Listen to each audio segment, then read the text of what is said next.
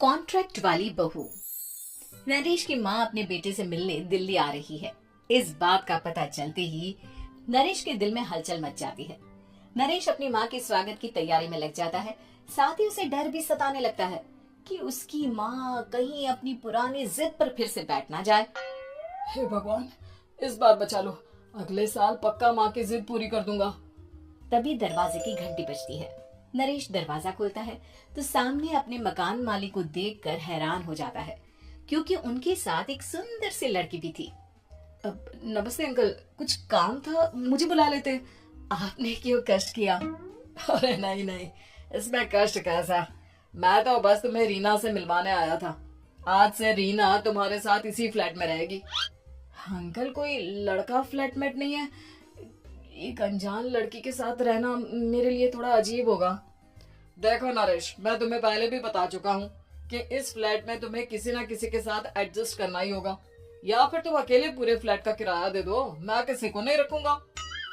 नरेश अपने मकान मालिक की बात सुन के रीना के साथ रहने के लिए तैयार हो जाता है, पर अंदर ही अंदर उसे ये बात खाने लगती है कि वो अपनी माँ को क्या जवाब देगा जब उसकी माँ रीना के बारे में उसे पूछेगी। दिन बीतने लगते हैं। नरेश और रीना अच्छे दोस्त भी बन जाते हैं, पर अभी भी नरेश अपनी प्रॉब्लम का सलूशन नहीं ढूंढ पाता।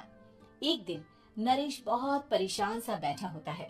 तभी रीना उसे पूछती है, क्या हुआ नरेश, तुम काफी परेशान लग रहे हो, सब ठीक तो है ना? हाँ सब ठीक है, बस एक छोटी सी प्रॉब्लम है। वो एक्चुअली 2 दिन बाद मेरी माँ मुझसे मिलने आ रही है। अरे तो इसमें प्रॉब्लम क्या है, ये तो खुशी की बात है। हाँ रीना, बट मेरी माँ एक जिद लेकर बैठ गई है कि मैं शादी कर लूं, पर मैं अभी इस चीज के लिए तैयार नहीं हूँ। ऊपर से जब वो तुम्हें देखेगी तो 100 सवाल करेगी, क्या जवाब दूंगा? अरे इसमें कोई टेंशन वाली बात नहीं है। मेरे पास ना इस प्रॉब्लम का सोल्यूशन है, जिससे ना तुम्हें शादी करनी पड़ेगी और ना ही तुम्हारी माँ मेरे बारे में कुछ पूछेंगी। रीना की बात सुनकर नरेश सोच में डूब जाता है।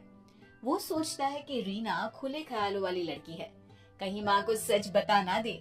नरेश को सोच में डूबा देखकर रीना कहती है, अरे क्या हुआ, किस सोच में पड़ गए? डोंट वरी, जैसा तुम सोच रहे हो ना वैसे कुछ भी नहीं है। मेरे पास एक प्लान है। मैं कुछ समझ नहीं पा रहा हूँ, कैसा प्लान? मैं समझाती हूँ। हम ना एक कॉन्ट्रैक्ट मैरिज कर लेते हैं। फिलहाल मेरे पास जॉब नहीं है, तो तुम इस रूम का किराया दे देना जब तक तुम्हारी माँ यहाँ रहेंगी, सिर्फ तब तक। और तुम अपनी माँ से कह देना कि मैं तुम्हारी पत्नी हूँ, इससे वो मेरे यहाँ रहने पर कोई सवाल भी नहीं करेंगी। अरे बात तुम्हारी ठीक है, पर माँ से झूठ बोलना, ना ना बाबा, मैं ये रिस्क नहीं ले सकता। कोई और आइडिया दो ना तुम। देखो मंजूर हो तो बोलो, वरना सच बता दो, मुझे कोई प्रॉब्लम नहीं है। रीना की बात सुनकर नरेश सोच में डूब जाता है। बहुत सोचने के बाद जब उसे कोई रास्ता नहीं मिलता, तो वो रीना के बताए हुए रास्ते पर चलने के लिए तैयार हो जाता है। वो रीना से बात करता है और अपनी माँ की पसंद और नापसंद के बारे में बताता है। रीना भी नरेश की सभी बातों को ध्यान से सुनती है, ताकि कहीं उससे कोई गलती ना हो जाए। आखिर वो दिन भी आ जाता है जब नरेश की माँ उससे मिलने दिल्ली आ जाती है। नरेश अपनी माँ को फ्लैट पर लेकर जाता है। जैसे ही नरेश की माँ फ्लैट के अंदर जाती है, रीना उसके पैर छू लेती है। ये देखकर नरेश की माँ थोड़ी घबरा जाती है और नरेश से पूछती है, अरे बेटा नरेश, ये कौन है? माँ ये आपकी बहू रीना है। माफी चाहता हूँ, सब कुछ इतनी जल्दी में हुआ कि आपको बता ही नहीं पाया, इसलिए सोचा कि क्यों ना आपको सरप्राइज दिया जाए। अरे बेटा, मैं तो बस तेरा घर बसा हुआ देखना चाहती थी। हाँ, बहुत अरमान थे अपनी इकलौते बेटे की शादी को लेकर, लेकिन कोई बात नहीं, शायद किस्मत को यही मंजूर होगा। ये कहते ही नरेश की माँ रीना को गले लगा लेती है। रीना बेटिया, मेरा बेटा ना थोड़ा नादान है, पर तुम काफी समझदार लगती हो, और मैं जानती हूँ कि तुम इसका बहुत अच्छे से ध्यान रखोगी। माँ आप चिंता मत कीजिए, मैं सब संभाल लूंगी। नरेश की माँ अपने बहू और बेटे के साथ खुशी खुशी रहने लगती है। दिन बीतने लगते हैं। नरेश की माँ और रीना का रिश्ता बहुत मजबूत होता चला जाता है। वो दोनों सारा दिन एक साथ रहती और खूब बातें करती। इधर साथ रहते रहते नरेश और रीना भी एक दूसरे से प्यार करने लगते हैं। दोनों को इस बात का एहसास हो जाता है, फिर भी वो इस बात को छुपा कर ही रखते हैं। एक दिन नरेश की माँ और रीना शादी के बारे में बात करने लगते हैं। रीना बिटिया, ये तो नरेश ने मुझे बिना बताए शादी कर ली, वरना मैं तो अपनी इकलौती बेटी की शादी इतनी धूमधाम से करती कि सारी दुनिया देखती रह जाती। अच्छा माँ, आप ऐसा भी क्या करती नरेश और मेरी शादी में जो दुनिया देखती रह जाती। अरे बिटिया, एक माँ के अरमान तुम अभी नहीं समझोगी। मैं तो अपनी बहू को एक रानी की तरह लेकर आती और शादी भी बिल्कुल शाही अंदाज में करती, पर मेरे तो सारे अरमान ऐसे ही रह गए। खैर, मुझे तो अपने बेटे और बहू की खुशी चाहिए बस। ये कहते हुए नरेश की माँ की आंखों में आंसू आ जाते हैं। रीना भी ये सुनकर ख्यालों में खो जाती है, क्योंकि वो भी मन ही मन खुद को नरेश की पत्नी और उसकी माँ की बहू मानने लगी थी।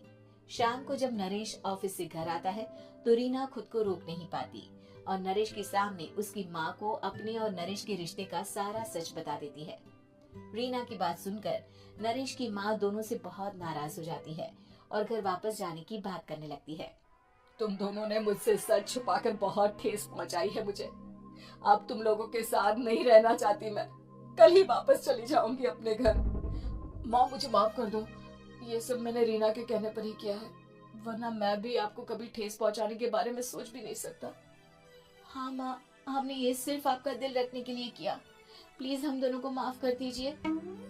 तुम दोनों ने मेरे अरमानों के साथ खिलवाड़ किया है, और वैसे भी मुझे अपने बेटे के लिए एक अच्छी लड़की ढूंढनी है, इसलिए मेरा यहाँ से जाना ही बेहतर होगा। माँ की ये बात सुनकर रीना खुद को रोक नहीं पाती। माँ, क्या मैं आपके घर की बहू बनने लायक नहीं हूँ? रीना की बात सुनकर नरेश हैरान रह जाता है। नरेश की माँ भी कुछ समझ नहीं पाती। मैं कुछ समझी नहीं, आखिर तुम कहना क्या चाहती हो?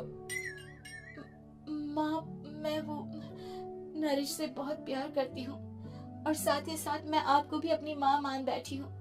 आज जब आपकी बातें सुनी तो खुद को रोक नहीं पाई, इसलिए सारा सच आपको बता दिया। रीना की बात सुनकर नरेश की माँ की आंखों में आंसू आ जाते हैं और वो अपने बेटे नरेश और रीना को गले लगा लेती है। मेरे घर की बहू तो सिर्फ रीना बिटिया ही बनेगी। मैं आज ही तुम दोनों की शादी की तारीख निकलवा दूंगी, बस एक बार तुम्हारे घर वाले मान जाए। उसी दिन रीना के माता पिता भी उनके फ्लैट पर आ जाते हैं। दोनों परिवार आपस में बैठकर बातें करते हैं और शादी के लिए राजी हो जाते हैं। रीना भी कॉन्ट्रैक्ट फाड़ देती है और कहती है, सही मायने में मैं अब बहू बनूंगी, अब तक तो सिर्फ कॉन्ट्रैक्ट वाली बहू थी।